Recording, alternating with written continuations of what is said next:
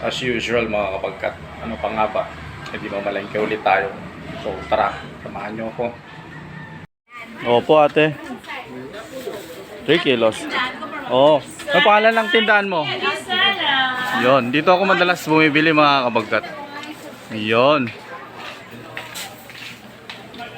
Dito kay ate. Yon. Nakakuha pa tayo ng follower. Hindi mo sinasabi ko talaga. Ngayon mo lang tinanong. Para pag kumita ka, bigyan mo ko. Yun. No problem. Okay, no? Feature ka sa mini vlog natin. Magkano yung bossing? 20 lang. 20 lang. Baka pwedeng 25. Pwede? Pwede. Yun. Sige. Hindi masama. Ito, ang nababagay sa Bongo. Sige ate. Isa. Oh, nakunan na kita. Pati ako bigyan Oo, syempre. Oo. Sa kwan natin to. Kunwari vlog. Video, hindi picture. Oo. Ay.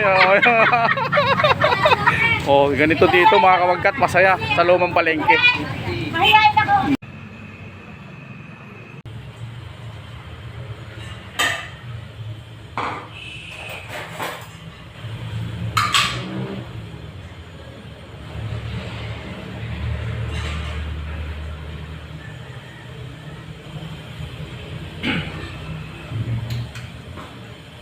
Munggo mga kamagkat.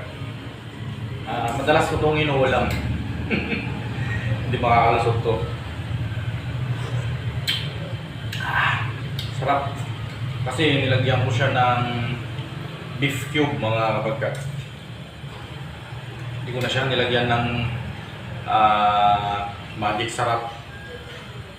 Luya, sibuyas, ginisa ko, and then yung bagoong ginisa ko din para hindi siya mamamoy malansa.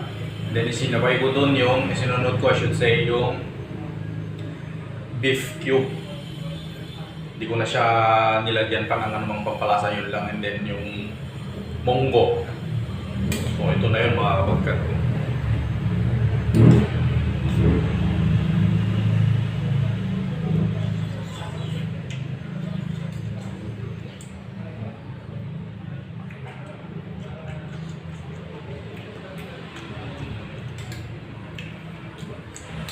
Nalo.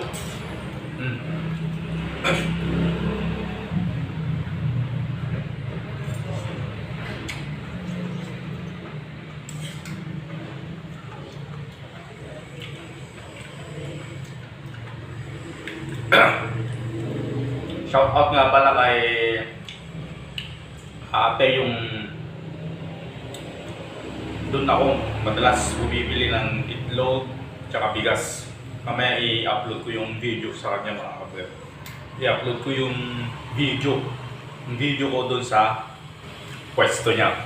So thank you so much ate. Nag-follow na din siya. Nakalimutan ko lang yung pwesto ng pangalan niya, and sa sunod ibabanggit ko. Diyan sa lumang palengke.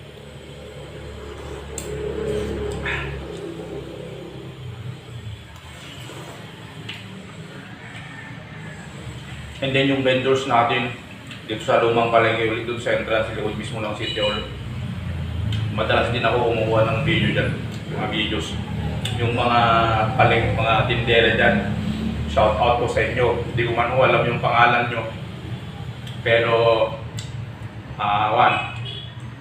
napakaganda din yung approach nila sa atin mga kapagkat. So, thank you so much po. So, kahit pa kayo.